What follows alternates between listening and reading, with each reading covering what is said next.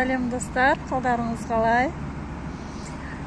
Мен қыздарды тосып отырмын.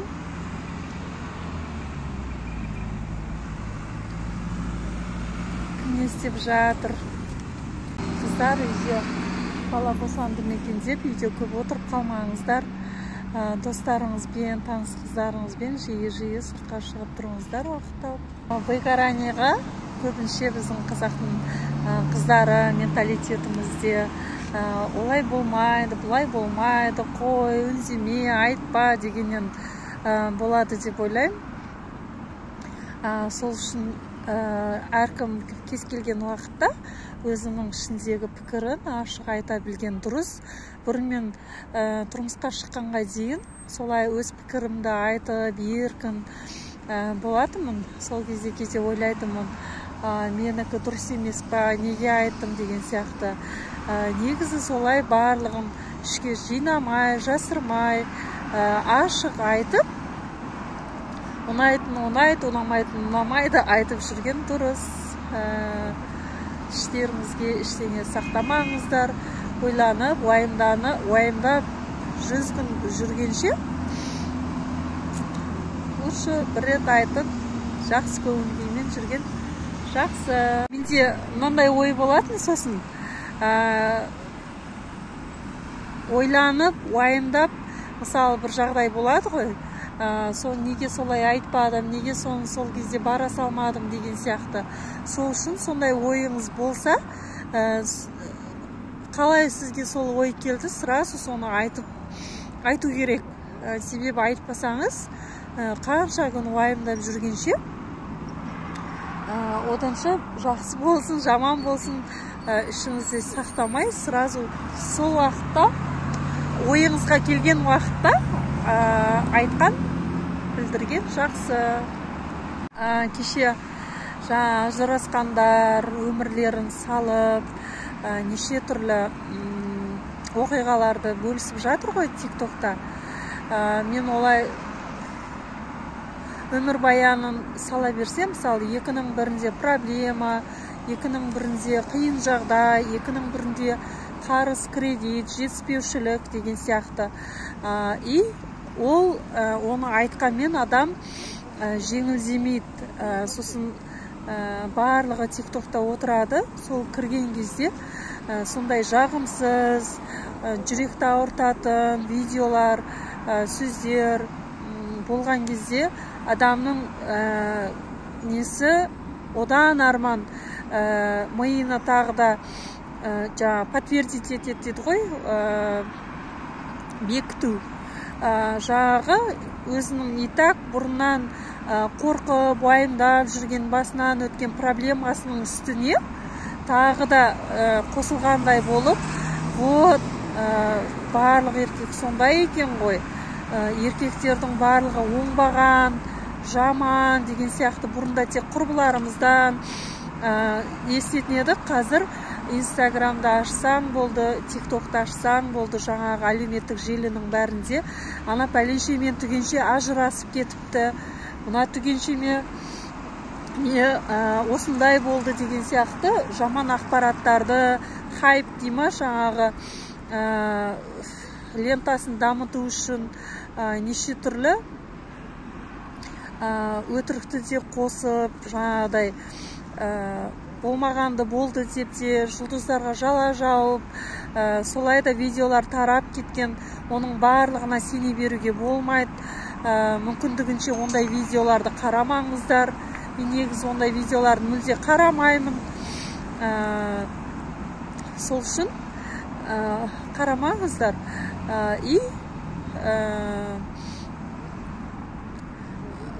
Оны мен примерға келтіріп айтайын деген. Қазір мені сол ажырасып, не істеп жатқан қыз-келіншектер ұнатпай қалуы мүмкін. Себебі ондай қиын жағдай, мысалға қыздарды байқасаңыз, ой, менікі сенен хуже, менің ситуациям, сен маған көбісі айтады, ой, сенің күйеуің күшті ғой, барлық жерге қыдыртып жүреді, бәрін жасайды, молодец, біздің күйеуіміз ондай болған жоқ, сондай болған жоқ деген сияқты. Мені бәрі айтады, күліп жүргеніме қарап, көңілді жүргеніме қарап, сенде барлығы күшті деп ойлайды. Оны мен тұрмысқа шықпағанда да солай айтатын. Себебі студент кезімізде айтатын, сенде, конечно, сен ата-анаңмен тұрасың, сен қиыншылықты көрмедің, жаңағыдай жетіспеушілікті көрген жоқсың, сенде барлығы бар, өз үйіңде тұрасың, общежитияда, квартирада жүрген жоқсың, тамағың бар деген сияқты. Аллаға шүкір сондай болды. Бірақ бізде де жетіспеушіліктер болатын, бізде де қиыншылықтар болатын. Көп балалы семьямыз ғой біз.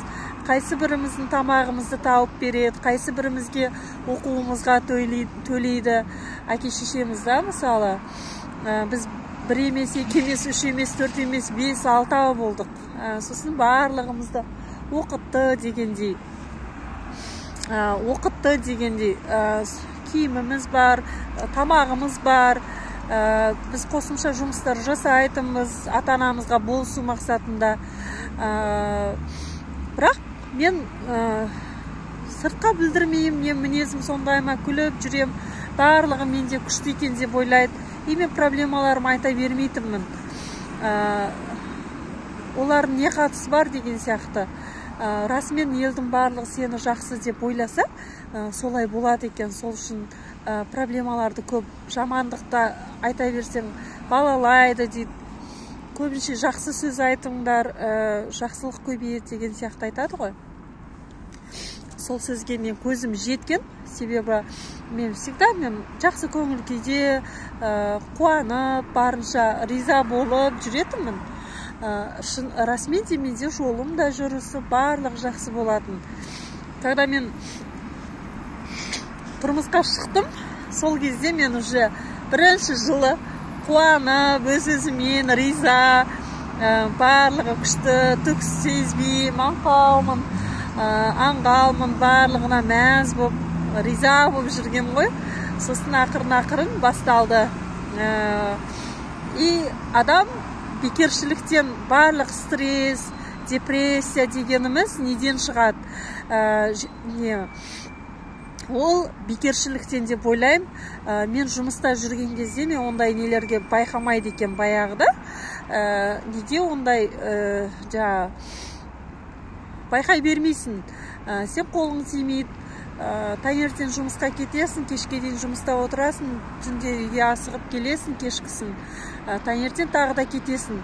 Мен туысқандарда не болып жатыр, сестраларымның отбасында не болып жатыр, балалар қалай өсіп жатыр, мүлде білмеймін, не қайда қарап жүргенмін, вообще хабарым жоқ ешқандай.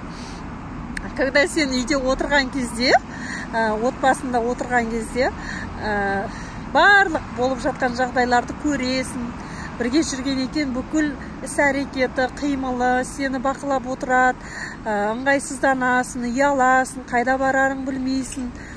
Сосын айтайын дегенім, ол жерде мысалға ине, күй деп жатырмыз ғой, трендте қазір мода болып жатыр. Олар айтамайды екен, оларға айтамағанымызды трендке айтып, видеоға айтып, әлемін алып атқан сияқты. Бірақ ондай мақсатпен салған жоқпын мен. Себебі адам күресу керек. Отбасын сақтап қалу үшін, жаңағыдай барлық адамға да қиындық болады екен. Мен де шыдай алмаймын, маған бұндай ұнамайды, мен шаршадым, отбасы деген осы ма, маған керек емес, неге мен барлығын көңілінен шығауым керек, неге мен барлығын мен жасай беруім керек, неге мен ауырсам, бұлар менің жаным жақтамайды, неге мені қолдамайды деген сияқты. Менде сондай сұрақтар көбейе бастады. Сосын айтайын дегенім, бір жаман ой келді ма, ол қасында целый батальон дейді ғой, нандай тобымен келеді, көртішқандар сияқты. Ойыңды кеміре береді, жей береді, үсті-үстіне қосылып, сен ол адам қанша жақсы ма, жаман ба, сен сол адамды бүкіл толығымен жек көріп, саған ол адам жайлы тек қана жаман ойға жаман ой, жаман адам болып көрінеді. Күйің де солай, енең де солай. Психологтардың айтатын сол, барлығы өз ойыңда, ойыңды өзгерт дегені расымен де біздің ойымызда екен. Былай ойланып қарасаңыз, жаңадан келген кезде барлығы саған жылы қарайды, көмектеседі, жақсы әрекеттер көрсетеді. Біз оны байқамаймыз, жаңағы шаршап тұрамыз, айта саламыз, ренжіп қаламыз, сөйлемей қоямыз, солай-солай өзімізге қарсы қоямыз. Не болмаса жеке границасына өтіп кетесің, не болмаса олардың жеке границаны оларды өткізіп жібересің. Сол сияқты адам өзімен жұмыс жасаған кезде, мен басында 18-ші жылға 16-дан 17-ге дейін білмей жүрдім, 17-ден 18-ге дейін неге деп жүрдім. 18 бен 19-ның арасында ойланып жүрдім. Ой, жаңағы қиналып жүрдім. Депрессия, стресс. Депрессия дегенімізде стресс, когда біз бірдеңені ойлаймыз ғой. Мысалы, қазір маған күйеуім, Ұлжан, не жегің келіп тұр, шоколад жейсің ба деп айтса екен, бір жерге алып барса екен деген сияқты ойлайсың ғой. Бірақ ол ондай жасамайды. Мүлде басқа затты жасауы мүмкін. Сосын біз не оны айтпаймыз, не қалап тұрғанымызды. Ол қайдан біледі кейін? Үндемей ренжіп қала саламыз, сосын кейін ол қайдан білсін? Бізге не ұнайды, иіскеп біле ма, не болмаса Wi-Fi емес қой. Сол сияқты біз үндемей ренжиміз да, маған бүйткен жоқ, маған сөйткен жоқ, маған мені сыйламады, маған бұндай бермеді деп жүреміз. Негізі ұялмастан айту керек екен. Маған осы керек, маған осындай ала келші, мені анда алып баршы деген сияқты. Сонымен проблеманың шығуы тек қана бір жақты қарауға болмайды, екі жақтан да болады. Жаңа папам айтатын еді ғой, сонда оның барлығы жаманда, мен ол кезде тұрмысқа шықпағам, сол кезде айтатын. Сонда оның барлығы жаманда, сен ғана жақсысың ба деген сияқты. И папам бізді жақсы көрмеді, защит етпеді, сөзімізді сөйлемеді деп ренжіп қалатынмын. Сол өзіңнен ізде, өзің кінәлісің деген сияқты көп айтатын папа бізде. И бізді қолдамады деп. Сол кезде де тұрмысқа шыққан кезде жалғыз етесің ғой енді. Сөйтсем папам тыңдамайтын. Айтпа. Семья деген сол, оңай емес. Кішкене шыдасаң бәрі жақсы болады. Үндеме, үлкен ба, сыйла. Осындай айтатын да. Ол кісілер ақмақ емес қой деген сияқты. Расымен де солай. Сол біз барлығы біз қалағандай бола берсе екен дейміз. Өзімізді ешқашан шаң жуытпаймыз, сөз тигізбейміз. Мен сондай өзімнің қателіктерімді көре бастаған кезде, мойындай бастаған кезде түсіндім. Бірақ ол кезде де сен ренжіп тұрасың, өкпелеп тұрасың. Сол кезде оларды бірден түсіну мүмкін емес, миымыз қарсыласады. Қалайша мен бұларға барлығын жасап жүрмін. Мен бәрін жасап жатырмын. Жертва боламыз да. Бұлар түсінген жоқ. Мен әрқашан ойладым ғой, жасадым ғой. Бұлар мені жаны ашыған жоқ, ойлаған жоқ деген сияқты ренжиміз. Солай жиналып, тамшы жинала берсе көлге айналады дейді. Солай не істейді? Қара қазандай болады өкпеміз. Сосын жарыламыз, стресс, депрессия деген ойымызбен болып жатқан оқиға сәйкес келмеген кезде бір-біріне біздің ішкі дүниемізбен сыртқы болып жатқан жағдайдың екеуінің арасында үйлеспеуі, ұйқаспауы, бір-біріне қарсы келуі, сол кезде біздің жанымыз ауырады, сол кезде бізде депрессия пайда болады, сол кезде бізде стресс пайда болады. Когда сіздің жаныңыз тынышталып, бір шешімге келген кезде, сіз ондай қиналмайсыз, ондай нені ойламайтын едіңіз сол кезде, уайымдамайтын едіңіз. Сол үшін тек бір жақтама көре берместен, біз өз-өзімізді білмейміз. Өзімізше өзіміз күшті, барлығын дұрыс жасап жатырмын деп ойлауымыз мүмкін. Ал басқа сырт көзбен қарағанда, біз мүмкін басқа адам болуымыз мүмкін. Айнала дейді. Егер сіздің айналаңызда сондай конфликттер көп, келіспеушіліктер көп, сізге қарсы адамдар көп болса, демек сізде проблема сіздің өзіңізде. Айнала деген сіздің айнаңыз, отраженияңыз, сіз өзіңізде қабылдай алмай жатқан қасиеттерді қарсы адамнан көрген кезде сіз оны ұнатпайсыз. Соны асықпай ойланып қараңыз. Қиын болып жатса, психологтардың көмегіне жүгіну керек.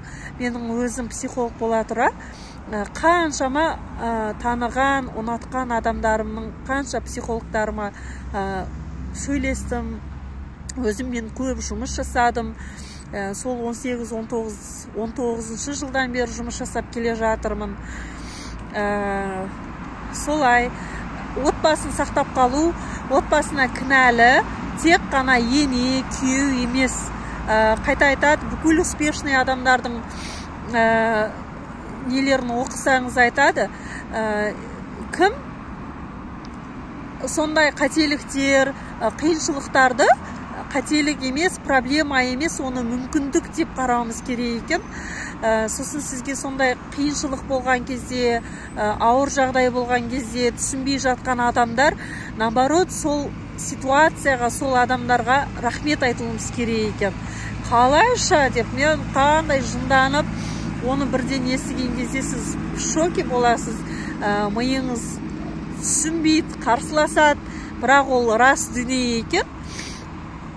Қазір солар маған сондай жасамаған кезде, если мен барлығы жақсы, жағдай жасалған, бәрі менің ыңғайыма жығыла беретін, бәрі менің қалағандай бола салатын, мынандай не дейді, уход сондай өмірде туылса, сондай жерге тұрмысқа шықсам, онда мен тура осы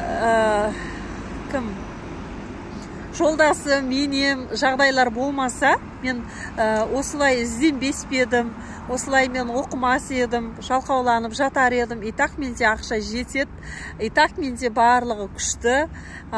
Мен деген бала қарап жатырмын ғой, міндет болып, сендер обязансыңдар мені асырауға, сендер обязансың бәрін жасауға деген сияқты мен жататын болсам, онда мен өспейтін едім.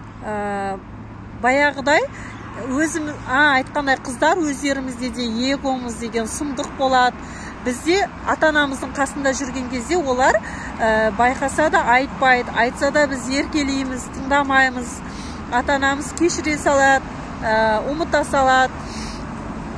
Ал сен бөтен жерде, басқа жерде еркелігіңді ешкім көтермейді. Олар өз ата-анаңдай болмайды дейді ғой. Может болатын шығар, біз өзімізде жылы қарасақ. Негізі сіз ішіңізден не ойлайсыз, қандай ойда боласыз, тура сондай адамдарды тартасыз. Жас кезіңізде тұрмысқа шықпай тұрып, қорқынышыңыз көп, енем қандай болар екен, жолдасым қалай болар екен, қандай жерге барамын деп қорқынышыңыз басым болатын болса, жаман ойыңыз, негатив ойыңыз көп болса, именно сондай адамдарды тартасыз. Егер сіз жақсы ойда болсаң, жақсы адамдарды тартасыз. Біздің әрбір ойымыз, сөзіміз ешкім кінәлі емес, оларды әдейі жасап жатқан жоқ. Таныстырған адамдарда кінәлі емес. Біз өзіміз ойымызбен, сөзімізбен, іс-әрекетімізбен тартамыз барлық адамдарды. Соны түсіну үшін маған қанша ақша құрту керек болды, қанша уақытым кетті, қанша ұйқысыз өткен, таңға дейін атырған түндерім, қанша нервім кетті, оңай емес екен негізі. Содан өз-өзіңді тап, өз-өзіңді ойла дегені, жаңағы біз ел үшін өмір сүріп кетеміз. Не дейді, маған мына сөз әсер еткен, адамның назарын аулаймын деген адам, Алланың назарынан тыс қалады дейді. Мен бүкіл жолдасымның көңілін табайын, енемнің көңілін табайын, ананың көңілін табайын, барлығына ұнайын, барлығын көңілін қалдырмаймын, барлығы риза болса екен деп жүгіріп, біз оларда бар вниманиеміз сол басқа адамдар болып кетеді. Біз жаңағы Алланы да ұмытып кетеміз, өзімізді де ұмытып кетеміз. Алла, сіз кімді жоғары қоясыз? Мысалы, бала деп балаға жабыссаңыз, баламен сыналады екенсіз. Жолдасыңызға жабыссаңыз, жолдасыңызбен сыналасыз. Өткенде мен бір психологқа мен мамамды қатты уайымдаймын, мамам ауырып қалып, мамам сондай болып қала ма десем, солай қорқамын, мен Талдықорғаннан Алматыға дейін жете алмай қалам ба деген сияқты қорқамын десем, егер сіз сондай негативті ойды ойлай берсеңіз, демек сол болады. Сіз соны қалап тұрсыз, соны шақырып тұрсыз дейді. Сосын маған әсер етті, шынымен де не ойлайым, сол болады екен. Көп ситуацияны ойланып қарасам, біз өзіміз ойымызбен шақырып аламыз. Ойымызбен шақырып аламыз. Сол үшін ойымызға, сөзімізге, іс-әрекеттерімізге әрқашан мықты болуымыз керек, байқап сөйлеуіміз керек. Сол үшін де айтар едім, шынымен де шәкәрім Қордайберіп да айтады ғой, өзгенің мінін тергенше, өзіңмен күрес өлгенше дегені, жаңағы, егер сіз өзіңіздің ішіңізге үңілсеңіз, біз махаббатты, вниманияны, барлық жақсылықтарды сырттан күтеміз, елдерден күтеміз, күйеден күтеміз, енеден күтеміз. Соны біз неге өз-өзімізге жасамаймыз? Неге біз өз-өзімізге бере алмаймыз? Біз өз-өзімізді сыйламай тұрсақ, өз-өзімізді құрметтемей тұрсақ, өз-өзіміздің қалауымызды жасай алмай тұрсақ, бізге кім жасайды? Біздің қалауымызды, біздің қайдан біледі олар? Біз не қалап тұрмыз? Не істегіміз келіп тұрған, нені жегіміз келіп тұр, қайда барғымыз келіп тұр, олар қайдан біледі. Сол үшін біз өзімізбен жұмыс жасауымыз керек, көбірек. Сондықтан да көптеген ажырасып жатқан отбасыларға айтушы едім, жас қыздарға айтушы едім, тұрмысқа шығуға дайын болмасаңыздар, шығуға асықпаңыздар, ойланыңыздар. Өздеріңізбен жұмыс жасаңыздар, үйленбей тұрған барлық отбасына, ата-аналары үйлендіруден бұрын оларды психологиялық жағы мінездері тыңдамайтын, кішкене өзіңіздің күмәніңіз бар болса, ақтай бермей, мақтай бермей, қателіктері болса, сонымен жұмыс жасап, өздеріңізді тыңдамаса психологтарға жіберіңіз. Солай бала дайын болу керек. Отбасы деген ойыншық емес. Мен ойлаймын, екінің бірі ажырасып жатыр ғой, жеңілге қарай ұмтыла салған жақсы, әрине қашып құтылған. Бірақ ертең одан хуже сынақ келеді. Егер сен басыңа берілген бір сынақты жеңе алмадың ба, одан 2 есе болып келеді, 3 есе болып келеді. Жауапкершілік, мысалы, бір бас жақсы, 2 бас одан жақсы дейді. Если мен жолдасым болмаса, мен бала ауырып жатса, мен бала қараймын ба, ақша табамын ба, оның жағдайын жасаймын ба. Әйелдер өз рөлінен адасып кетеді. Олар еркектің рөліне кіріп кетеміз, сенбейміз, күмәнданамыз, жаман ойға барамыз. Біз өзіміз шақырамыз сондай заттарды. И мен мысалы қиналдық, семьяда болды барлық жағдай, ол да білген жоқ, ол да күткен жоқ. Себебі ер балалар да тұрмыс құрып үйленіп көрген жоқ қой бұрын соңды. Сосын оларға осылай айтпады. Біздің ата-аналарымызға да кезінде бұндай психологтар болған жоқ, білім болған жоқ. Олардың бар ойлары қайтсем баламды асырайым, қайтсем баламды үйім бүтін, киімі бүтін, жылы баспана жасаймын деп соған мән берді. Қазіргі жастарға айтар едім, бір жағы қиын болса қиын болып жатқан шығар, себебі проблема екі есе. Әрі киімін ойлайды, әрі үй жағдайын ойлайды, материальный ойлайды, әрі бізде психологиялық неге суицидтер көп, неге ажырасу көп, неге зорлық, зомбылық көп. Себебі психологиялық уже шаршаған, басқа отбасы түгілі өз ата-анасын тыңдамайды, өз ата-анасын түсінбейді, тыңдағысы келмейді.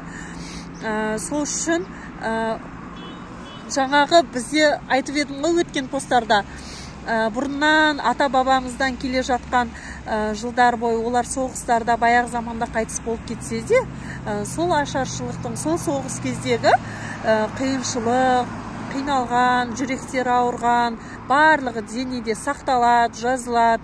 Ол бізге қан арқылы клеткаларымызға беріледі. Сол үшін де біз ол кездерді көрмесек те, біз не арқылы сол ата-әжелеріміздің әке-шешеге ұрпақтан ұрпаққа жалғасып келе жатқан не деп айтар едім, боль деп. Соны біз содан қиналып жатырмыз. Ол проблеманың бәрін ата-анаға, ата-бабаға жауып қою емес, біз оны өзгертуімізге болады, онымен жұмыс жасауымызға болады. Ол үшін көп еңбектену керек. Қазір жастар ақылды болу керек, көбірек оқу керек, іздену керек. Тек қана бытовухамен посуда жуу, тамақ жасау, қонақ күту, бала қарау екен менің міндетім деп отырмау керек қыз келіншектер. Қыздар не үшін ертерек түсінеді? Себебі олар биологиялық тұрғыдан да, психологически да ер балаларға қарағанда ерте дамып жетіледі. Сол үшін қыздар тез түсініп, тез олар қамдана бастайды. Баласын сақтау мақсатында инстинкт дейді. Құстарда мысалы туыла салып, баласын қорғап, құшақтап, бұлай астына басып, құшақтап жатады, тамақ әкеп береді. Сол сияқты аналарда автоматически баласын қорғау, баласын тамағы, баласының бүкіл болашағын аналар уже ойланып тұрады. Сол үшін даже ол тумай жат, босанбай жатып, қалай босанам, қайда босанам, не болар екен, не жетер екен деп барлығын ойланып тұрады. Оны ер адамдар түсіне бермейді. Әйел адамдардың психологиясы басқа, жаратылысы, ер адамдардікі басқа. Енелер, бұрынғы енелер енді сол күйінше кетеді. Енді жас енелер, мысалға біз қиыншылықты көрдік па? Кезінде менде ата-енемнен көргем жолдасымнан, таяқ жепті жүрдік қой осы деп, оны болашақ келінге, болашақ балаға жасауға болмайды. Себебі кімге жамандық жасайсың, барлығы өзіне қайтып келеді. Наоборот, балаңның отбасы, қызыңның отбасы бақытты болу үшін, сәтті болу үшін ата-аналар да мен зияным тимесе екен, барынша араласпауға, барынша әркім өзінің баласын жақтамай, наоборот, оны давай, сен міндетің, біреудің қызыма аялап қара, көмектес, болыс, онда тұрған ештеңе жоқ, сенің әкең де көмектесетін деген сияқты қолдау білдірсе, қыздарына болса, біз де папаларыңды сыйладық, бізге де папаңларың осылай жасаған кезде ер адамды сыйлау керек, қарсы шықпау керек деген сияқты үйретіп отырса, или вообще ештеңке айтпай араласпау керек, өздері қиналу керек, өздері өтіп көру керек екен. Сол отбасы болу, не деуші еді, үйлену оңай, үй болу қиын деген рас екен. Үйлену оңай емес. Ақыл тоқта, может, мен ақыл тоқтатыма, или ізденгеннің, оқығанның арқасында ма, семья болған оңай емес. Ең өкініштісі барлығы ажырасу осы екен. Қиыншылыққа төзбей, ер адамда маған керек па деп ол кетсе, әйел адам маған керек па деп ол кетсе, екеуі екі жаққа кетсе, ортада балаға обал, бала қиналады, ата-анасы қиналады, бауырларына әсер етеді, достарына әсер етеді. Ой, ана пәленшеде ажырасып жүр ғой, ой, ана түгеншеде ажырасып жүр ғой, қазір кім ажыраспай жатыр дейсің, деген сияқты адамдардың несі ойы бұзыла бастайды. Пәленше ажырасқан рахат екен ғой, қалағанша көшеде жүр қыдырып, деген сияқты еркектердің ойы бұзыла бастайды. Сол үшін ойлаймын, екі жақтан да шапалағы екі қолдан шығады деп, екі адамда бақытты отбасы болып жатса, екеуінің де үлесі бар. Егер бақытсыз болып жатса, тағы да екеуінің де себебінен болды деп айтамын. Біз ойлаймын, біз өкіметтен күтеміз, анадан күтеміз, мынадан күтеміз. Неге өзіміз көрсетпейміз? Неге біз өз отбасымызды бақытты етуге тырыспаймыз? Өз отбасымызды, өз бала-шағамызға дұрыс үлгі беруге тырыспаймыз? Біреуді жамандағанша, біреуді күндегенше, біреуді өсектегенше, әркім өзінің бақшасына, әркім өзінің ауласына қарап, менің аулам қалай болып жатыр деген сияқты өзімізден іздесек, өзімізге сұрақ қойсақ, біз ондай проблемаларға ұшырамайтын едік деп ойлаймын. Егер мен де кеттім, жарайды. Сосын менікі әділетсіздік болады деп ойлаймын, себебі тек қана оған жамандықты жауа беріп, әрине ашуланып тұрған кезде, әйел адам ренжіп тұрған кезде проблема көп, жауапкершілік көп, қыз баласында бала босанады. Бірақ жынданып тұрған кезде, ашуланып тұрған кезде шешім қабылдауға болмайды. Себебі ондай кезде адам эмоциональный әлсіз болып тұрады, төменгі вибрацияда болған кезде кез келген жаман ойға тез беріледі. Сол кезде тек күйеуіңді жаман жағын көре берген кезде сен оны жек көріп кетесің, онымен тұра алмайсың, демаламай қаласың, қолың іске бармай қалады.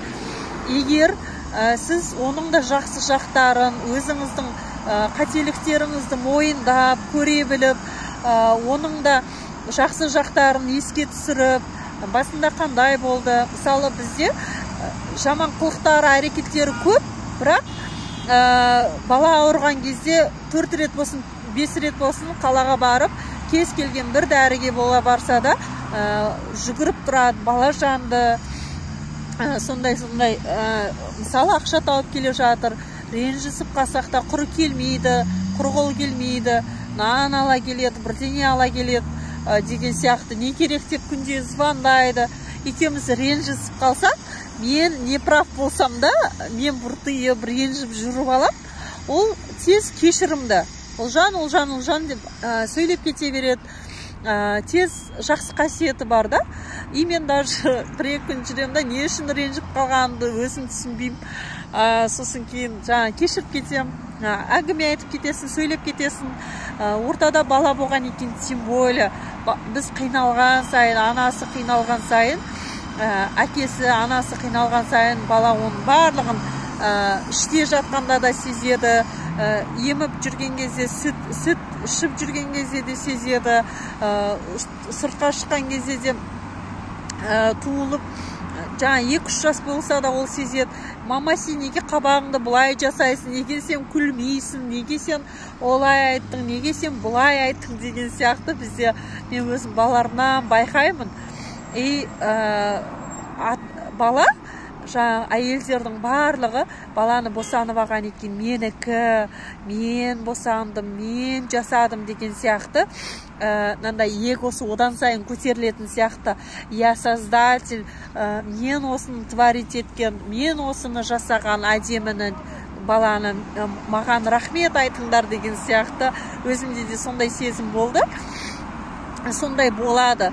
Сол кезде олай айтуға болмайды. Мысалға мен жолдасымды кездестірмесем, онымен қосылмасам, онымен бір семья болмасам, тура қазіргідей осындай ұлды болар ме едім, осындай қызды көрер ме едім, тура осындай Арнұрдай, Альбинадай ұлым қызым болмас еді.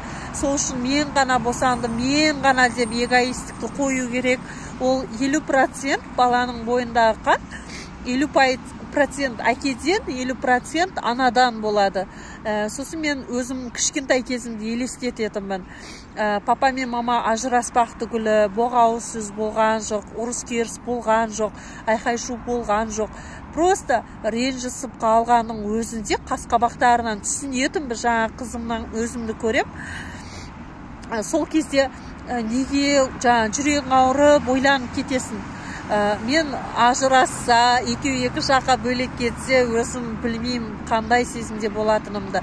Себебі әкемді де жақсы көреміз, анамызды да жақсы көреміз.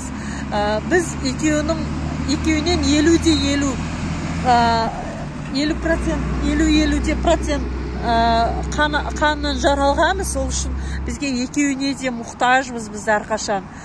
Сол үшін ата-анамызды бірдей тең дәрежеде көруіміз керек, сыйлауымыз керек. Ата-ана болу оңай емес. Мен де кезінде олар жеткізе алмай жүрсе, олар жаңа бізбен әңгіме айтпайды, бірдеңе сұрасаң сұрай берме дейді, айта берме дейді, сенің сұрағың бітпейді екен дейді. Сол кезде неге сендер онда ерте алмай жатсаңдар, неге бізді түсінбейді, неге балаларды қарамасаңыздар, неге бізді өмірге әкелдіңіздер деген сияқты менде сондай өкпе, реніш пе, сондай нем болатын. Соған ала былай жасайды екен. Кезінде сен ата-анаңа сондай сын тақтың ба, сен разы болмадың ба, вот енді сен сондай жақсы мама бол, сондай жақсы ата-ана бол. Саған тура өзің сияқты қырсық, өзің сияқты айтқанын жасатпай қоймайтын, өзіңе ұқсаған қызды берер екен. Соны түсіндім. Альбина қызымнан мен өзімді көремін. Тура бүкіл қылықтары, әрекеттері, жақсы әрекеттері де, жағымсыз әрекеттері де, барлығы менің қасиеттерім. Айтып жатырмын ғой. Баяғыда бір студент кезімде оқып едім. Бір ерлі зайыпты бір данышпанға барып, аяғы ауыр екен. Біз қашан тәрбиелейміз баламызды, біраз бір-екі айдан кейін босанамыз, бір жасында ма, туылғанда ма, қашан біз тәрбиелейміз десе, айтады ғой, сендер уже кеш қалдыңдар дейді. Себебі аяғымыз ауыр кезде ма десе, жоқ дейді. Сендер жас кездерінде қыз жігіт болғанда қандай болдыңдар, балаларың да тура сондай болады дейді. Сол сияқты біз біреудің ғана кем-кетігін, біреудің ғана кемшілігін көрместен, өзіміздің де бойымызда қандай жақсы қасиеттер бар, қандай жағымсыз қасиеттер бар деп көре білсек, біз ешкімге ренжімейтін едік. Осыны айтайын дегем. Отбасы құруда анадан болды, мынадан болды, ана бүйтті, мынау сөйтті деген болды. Әрине, проблема ұмыту қиын, ұмытылмайды. Бірақ оны позитивқа ауыстырып, психологиялық тұрғыда жұмыс жасап, адам өз ойымен, өз миымен жұмыс жасаса, барлығын өзгертуге, жеңілдетуге болады. Әйтпесе, егер сіз ұзақ уақыт уайымдап, ұзақ уақыт сондай қиын ойдан, жаман ойларда жүретін болсаңыз, сіз ауырып қалуыңыз мүмкін. Ол деген ой арқылы біздің миымыз, жүрегіміз, бүкіл дене мүшеміз бір-бірімізмен байланысты. Барлық жерде сізде аурулардың психосоматикасы болады, жаңағы беліміз ауырады. Біздің денсаулығымыз, өз денсаулығымызға өзіміз зиян жасаймыз. егер сіз жаңа өзіңді көт, өзіңді сыйла дегені, егер сіз ауырып қалсаңыз, өзіңізді күтпесеңіз, сондай қиыншылықта елдің барлығы қиналып жатыр, елдің барлығы кредитпен жүр, елдің барлығында проблема бар, өмір деген жаман, біздің өкіметіміз осындай деп жүретін болсаңыз, онда сіз солай жүре бересіз. И сіздің проблемаңыз одан сайын көбейе береді. Сіз одан сайын өзіңізді шаршата бересіз. Одан сайын сіз ауруларыңызды асқындыра бересіз.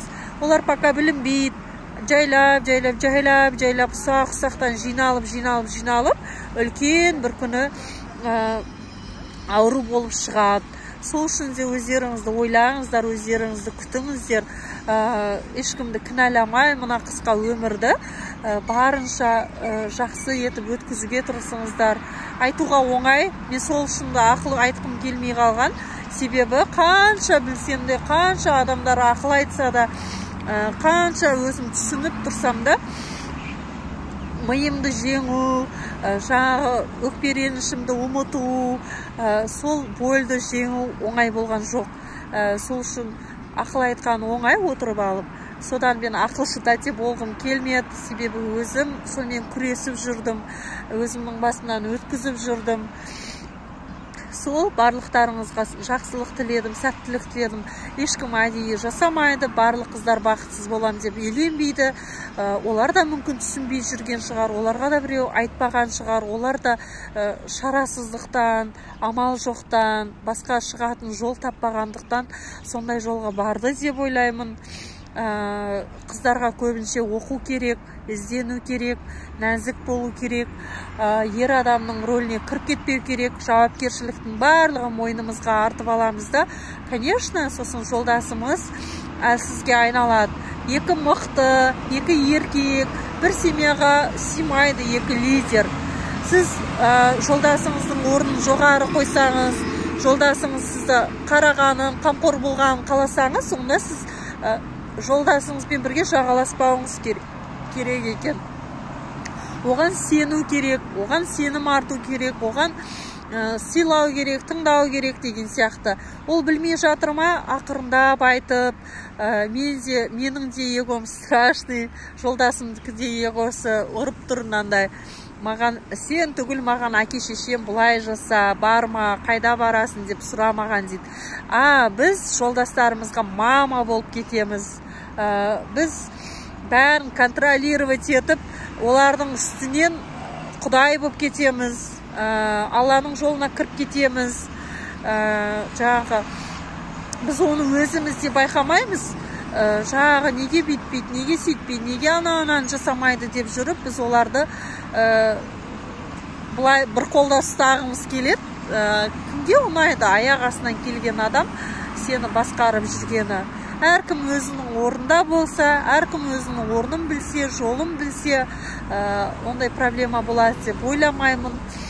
Өз жандарыңызды табыңыздар, өз нелеріңізді түсініңіздер, оданша уақыттарыңызды өздеріңізге арнаңыздар, өздеріңізбен жұмыс жасаңыздар ертерек, психологқа барыңыздар. Психология деген қорқынышты емес, қай жерден қате кетіп тұрсыз, сізге көмектеседі. Сол өздеріңізбен жұмыс жасап, өздеріңізді жан дүниелеріңізді табыңыздар. Біз әр отбасы өз отбасын қорғап қалса, сақтап қалса, баласы толыққанды семьяда өссе, әр отбасы өзіне жауап берсе, біздің болашағымыз да, еліміз де жақсы болады.